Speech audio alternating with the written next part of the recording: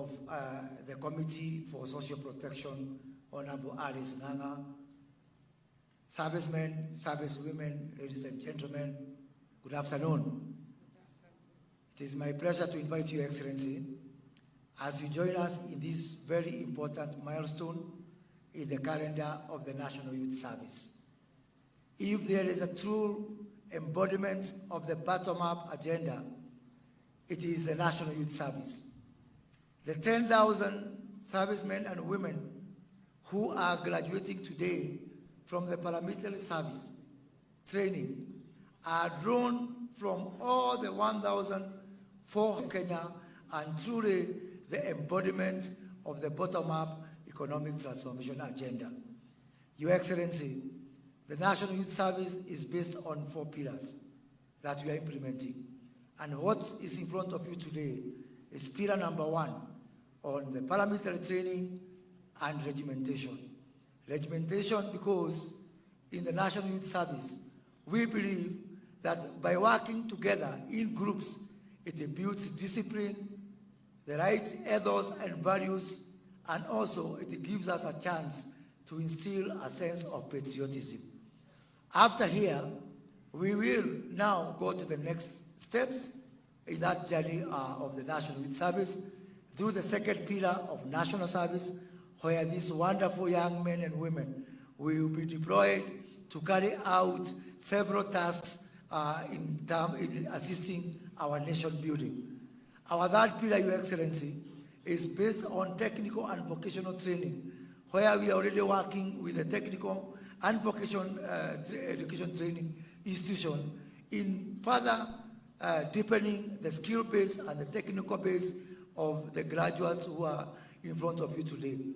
And the fourth pillar, for which you have been extremely supportive as we embark on our engineering agenda, is the pillar of commercialization, where we say that other than just building a cadre of young men and women who are going to play a very pivotal role in nation building and rebuilding our country, that we can also create a service that is sustainable, that we do not have to come all the time and seek exchequer support. Your Excellency, from the support that you are giving us in kicking off our transformation agenda under the NYS re-engineering program, we want to promise you that in the passing out parade of the year 2025, we look forward to actually giving you a dividend check, having employed young people and having deployed them to useful commercial purposes and ensuring that we have an NYS that is self-sustaining, that can be able to also expand and include more young people in that service. Your Excellency, let me take this opportunity to very briefly thank your officers whom you have appointed for the overwhelming support that they have given us to involve the National Youth Service in several aspects of our nation building so that we can be able to absorb even more young people. I just want to cite some state departments who have come forward and agreed to your clarion call to support the National Youth Service. The State Department for Water and Sanitation, who have committed to involve the National Youth Service in building small dams and actually expanding the existing ones, desilting the ones that are not usable anymore, so that the National Youth Service can be at the forefront in ensuring that the country is self-reliant in matters of water. State Department for Irrigation, with whom we are already working in some areas, building 25 kilometers of a canal in the Tana Delta, ensuring that we participate in the irrigation of up to 10,000 acres that we are going to put into active use to also help our country in matters of food security. State Department for Wildlife, the Principal Secretary for Wildlife, Sylvia Musea, is here, who are involving the National Youth Service in building water ponds within our national parks and ensuring that we actually reduce the deployment cycle as opposed to the traditional way that we have been doing this job. State Department for Crops Development, who have already we had a very successful exercise in the last 6 weeks, where we have been harvesting maize seedlings in Kitale, in the ADC farm Kitale, and the CEO of ADC is here with us, where we have harvested 6,000 acres of maize seedlings that would have otherwise gone into waste. And by the way, we are not doing this for free. The Kenya Seed Company has come here with a check of 13.5 million shillings to pay these young people for our spread. Just an example of one and many more things.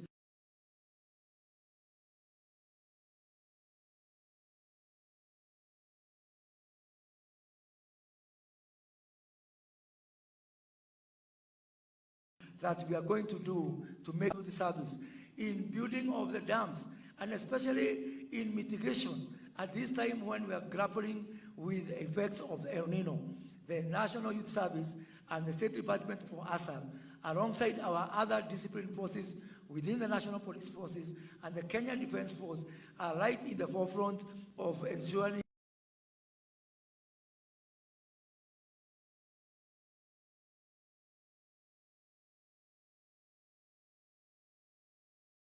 we have got mitigation.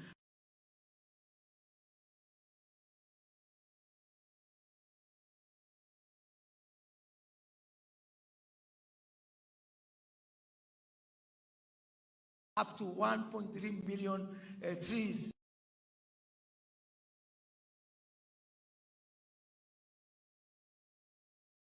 And our ambition is that before the end of this financial year, we are going to plant 200 million trees across the country as we try to also mitigate the effects of the climate change. And again, we are not just doing this as an act of charity. Working with international climate organizations, during the ongoing COP28, we managed to get partnership from the Global Center for Adaptation, from the Africa Finance Corporation, who have agreed to make the National Youth Service a center of excellence in matters of climate adaptation, climate mitigation and resilience. And more importantly,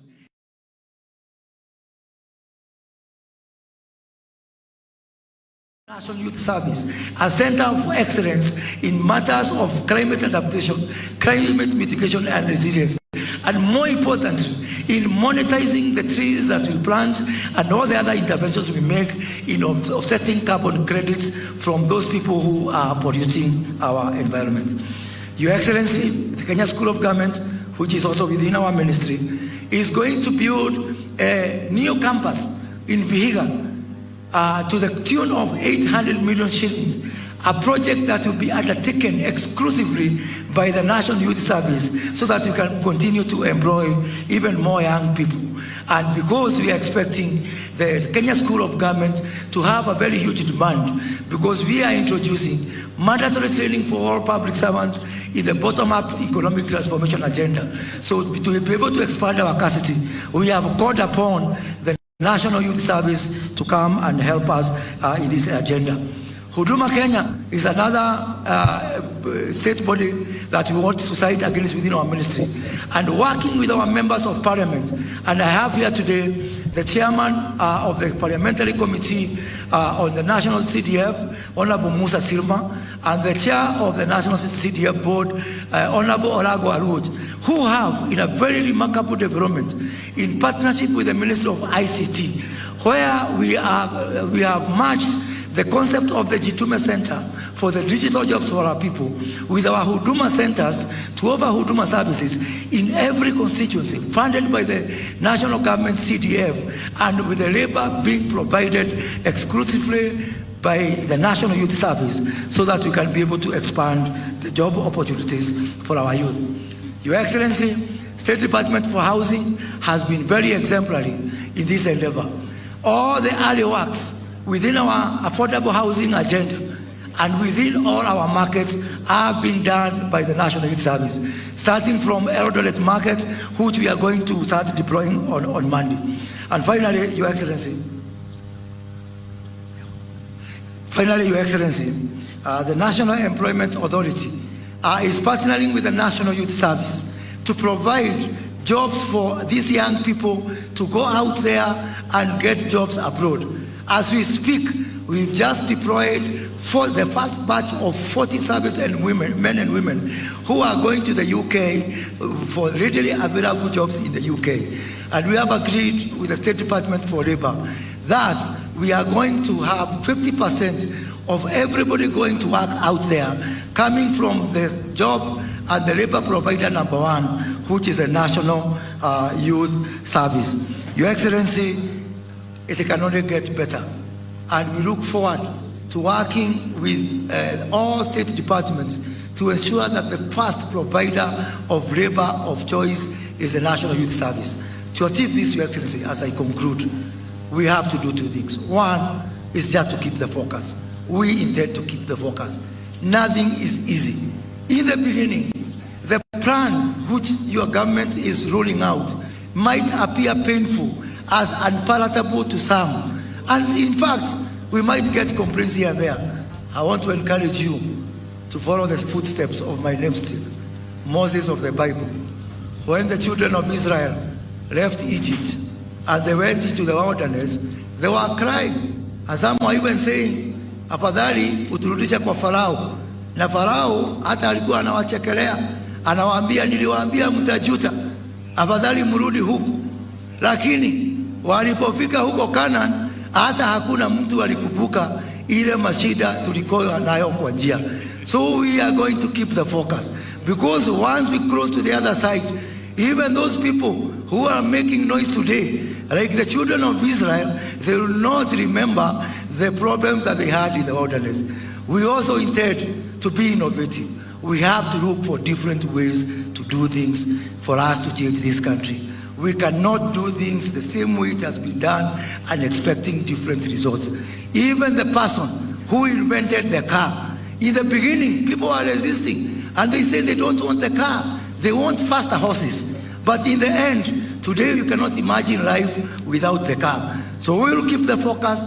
We will try in different ways. We will try to be innovative, and we'll move and transform and change this country, because that is what the people and God expect of us. And now, Your Excellency, let me take this opportunity to invite the governor of the county of Nakuru, who is our host. Your Excellency, you are sitting in a very interesting ward, the ward where we're sitting today. Last year, on the 9th of August, they went to the ballot to elect 6 people. Out of all those 6 people, you are the only man they elected. The MCA is a woman, the MP is a woman, the senator is a woman, the women obviously is a woman, and the governor is a woman. So if there might be some constitutional issue around that, which I have told Susan we have to look at it, even as we look at the issue of the 2-thirds rule, and you are privileged to represent all of us endangered men species in that endeavor. Madam